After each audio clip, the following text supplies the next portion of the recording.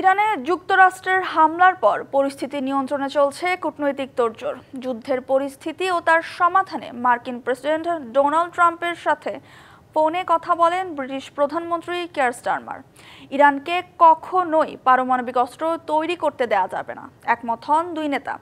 এদিকে মার্কিন হামলার পর প্রথমবারের মতো বিবৃতি দিয়ে ইরানের সর্বোচ্চ ধর্মীয় নেতা আয়াতুল্লাহ আলী খামেনি বলেছেন, যুক্তরাষ্ট্র বড় ভুল করেছে, তাদের শাস্তি পেতেই হবে। ইরানের প্রত্যাঘাতের শঙ্কায় বিশ্বজুড়ে মার্কিন নাগরিকদের জন্য নিরাপত্তা সতর্কতা জারি করেছে যুক্তরাষ্ট্র।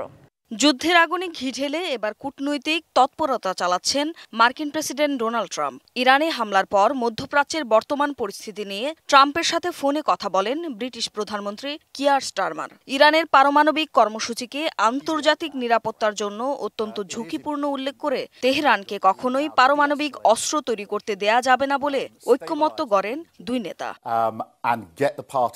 এদিকে জাতিসংঘের নিরাপত্তা পরিষদের বৈঠকে যুক্তরাষ্ট্রের হামলার তীব্র নিন্দা জানান ইরানের দূত। বলেন, ইরানের উপর ইসরায়েল ও যুক্তরাষ্ট্রের হামলা কোনো বিচ্ছিন্ন ঘটনা নয়, বরং তা যুক্তরাষ্ট্র ও তার ইউরোপীয় মিত্রদের রাজনৈতিক উদ্দেশ্য প্রণোদিত পদক্ষেপের ফল।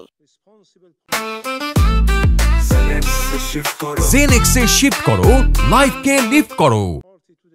পাল্টা অভিযোগ জানান জাতিসংঘে ইসরায়েলের দূত ডেনি ড্যানন। ইরান আলোচনার কথা বলে সময় নষ্ট করছে এবং ইউরেনিয়াম সমৃদ্ধকরণ ও ক্ষেপণাস্ত্র নির্মাণের কাজ চালিয়ে যাচ্ছে বলে অভিযোগ করেন তিনি। মার্কিন হামলার পর প্রথমবারের মতো বিবৃতি দিয়ে ইরানের সর্বোচ্চ নেতা আয়াতুল্লাহ আলী খামেনি বলেন, যুক্তরাষ্ট্র বড় ভুল করেছে, এর শাস্তি তাদের পেতেই হবে। ইসরায়েলের বিরুদ্ধে প্রতিশোধমূলক হামলা অব্যাহত থাকবে বলে অঙ্গীকার করেছেন আয়াতুল্লাহ আলী খামেনি। আর ইরানের প্রত্যাঘাতের আশঙ্কায় বিশ্বব্যাপী মার্কিন নাগরিকদের জন্য নিরাপত্তা সতর্কতা জারি করেছে যুক্তরাষ্ট্র। Tumpa Tarafdar, DBC news desk.